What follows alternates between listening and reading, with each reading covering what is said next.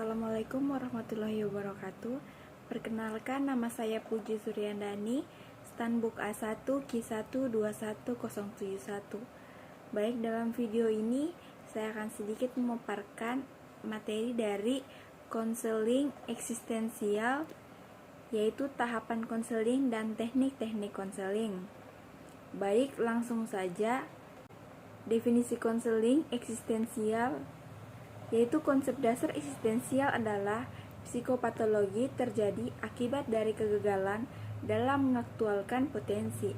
Perkembangan kepribadian yang normal dilandaskan pada keunikan individu tersebut. Determinasi diri dan kecenderungan ke arah pertumbuhan adalah gagasan sentral. Orientasi ke masa depan bukan pada masa lalu, menekankan kesadaran sebelum bertindak dan perbedaan dibuat antara rasa bersalah eksistensial dan rasa bersalah neurotik. Tujuan konseling eksistensial adalah menghapus hal-hal yang menjadi penghambat individu dalam mengaktualisasi potensi diri, membantu klien untuk lebih bertanggung jawab atas kehidupannya, menyajikan kondisi untuk memaksimalkan kesadaran diri dan pertumbuhan, mengarahkan klien untuk menemukan kebebasan memilih dengan memperluas kesadaran diri. Selanjutnya, fungsi dan peran terapis dalam pandangan eksistensial adalah konselor memahami pentingnya pendekatan dari pribadi ke pribadi, menyadari peran dan tanggung jawab, mengakui sifat timbal balik dari hubungan terapeutik berorientasi pada pertumbuhan, mengharuskan terapis terlibat dengan klien sebagai suatu pribadi yang menyeluruh, memandang terapis sebagai model, mengakui kebebasan klien untuk mengungkapkan pandangan dan tujuan-tujuan serta nilainya sendiri, mengurangi ketergantungan klien, meningkatkan kebebasan klien dan menyadari bahwa keputusan dan pilihan akhir terletak pada klien bukan pada konselor. Terapi eksistensial humanistik menekankan kondisi-kondisi inti manusia dan menekankan kesadaran diri sebelum bertindak. Kesadaran diri berkembang sejak bayi.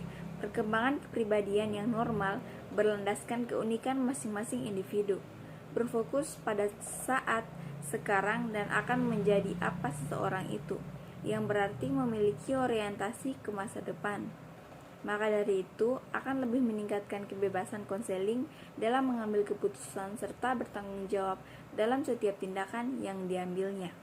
Selanjutnya, tahapan konseling menurut Corey 2013. Ada beberapa tahap dalam konseling kelompok yang menggunakan pendekatan eksistensial humanistik. Yang pertama yaitu tahap pembentukan. Tahap ini merupakan tahap pengenalan, tahap perlibatan diri atau tahap memasukkan diri ke dalam kehidupan suatu kelompok. Tujuan dari tahap pembentukan yaitu menumbuhkan suasana hangat kelompok, menumbuhkan minat anggota berpartisipasi dalam kegiatan kelompok. Adapun kegiatan yang terdapat di dalam tahap pembentukan ini antara lain yang pertama, mengucapkan salam, yang kedua berdoa, yang ketiga ketua kelompok menyampaikan waktu kegiatan yang akan berlangsung, yang keempat saling memperkenalkan diri, yang kelima saling menyampaikan posisi di dalam kelompok, yang keenam permainan atau penghangatan, kata lainnya keakraban atau peran pemimpin kelompok dalam keberlangsungan tahap pembentukan, yaitu A.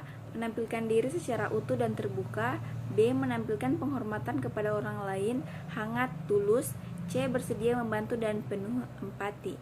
Yang kedua, tahap orientasi dan eksplorasi. Tahap awal konseling kelompok adalah masa orientasi dan eksplorasi.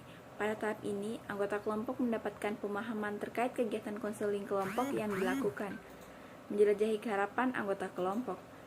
Selama tahap ini, anggota kelompok belajar bagaimana fungsi kelompok, menentukan tujuannya sendiri, mengklarifikasi harapannya dan mencari tempat mereka di kelompok. Adapun kegiatan yang terdapat di dalam tahap ini antara lain ketua kelompok menyampaikan pengertian dan tujuan konseling, ketua kelompok menjelaskan cara-cara dan asas kegiatan konseling kelompok. Setiap anggota kelompok diberi kesempatan untuk menyampaikan harapan dan tujuannya dalam mengikuti kegiatan konseling kelompok. Selanjutnya, tahap transisi. Selama tahap ini, anggota menyampaikan kecemasan mereka, pembelaan diri, konflik, dan keraguan berpartisipasi dalam kelompok.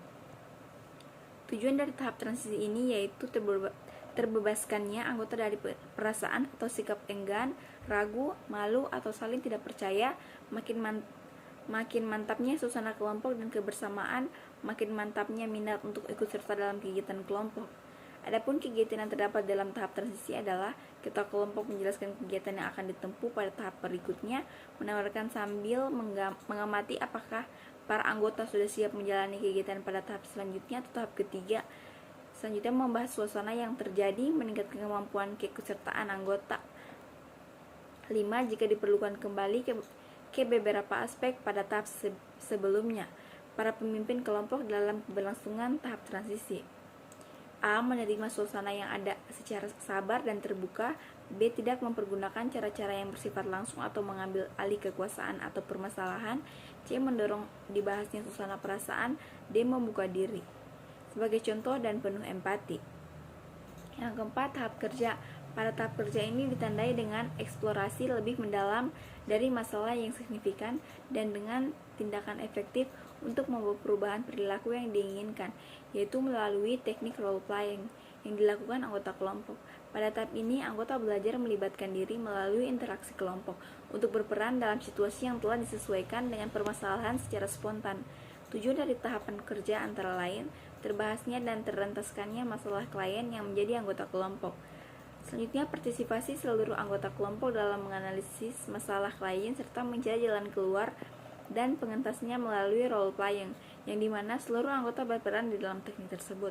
Menggali kemampuan yang dimiliki konseli, role playing berusaha mengeksplorasi ketidakmampuan diri menjadi lebih optimis. Adapun kegiatan yang terdapat di dalam tahap kerja antara lain mempersilahkan anggota kelompok untuk mengemukakan masalah pribadi masing-masing secara bergantian, memilih atau menetapkan masalah yang akan dibahas terlebih dahulu, menyiapkan situasi dan peran yang disesuaikan dengan permasalahan. Anggota kelompok melakukan atau berlatih teknik role playing. Setiap anggota kelompok memberikan pendapat dan solusi terkait teknik role playing yang sudah dilakukan, menanyakan komitmen anggota yang masalahnya telah dibahas peran pemimpin kelompok dalam keberlangsungan kegiatan pada tahap kerja. Yang pertama, A. Sebagai pengatur lalu lintas yang sabar dan terbuka. Yang kedua, B.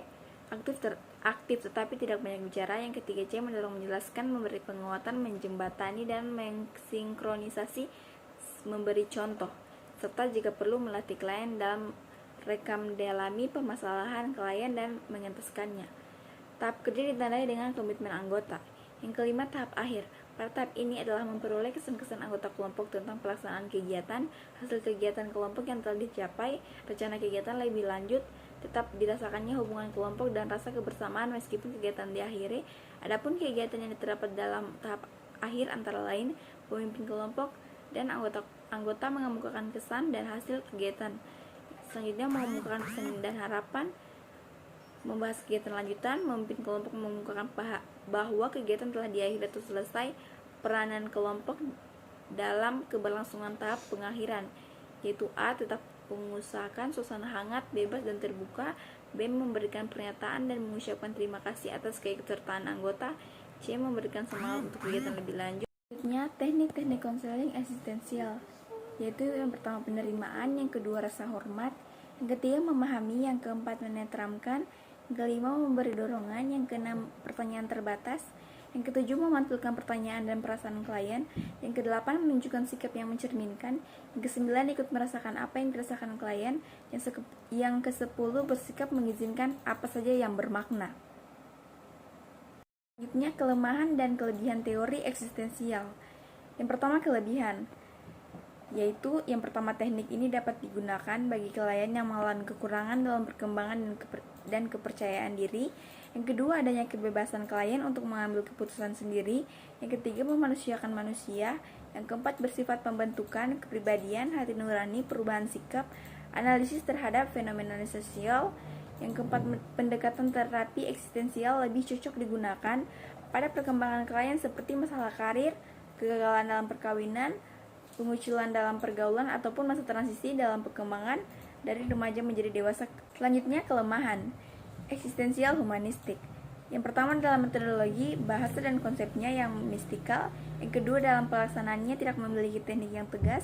Yang ketiga, terlalu percaya pada kemampuan klien dalam mengatasi masalahnya atau keputusan ditentukan oleh klien sendiri. Yang keempat, memakan waktu yang lama. Itu saja materi yang dapat saya paparkan. Lebih dan kurangnya mohon dimaafkan. Billahi taufiq wal hidayah. Wassalamualaikum warahmatullahi wabarakatuh.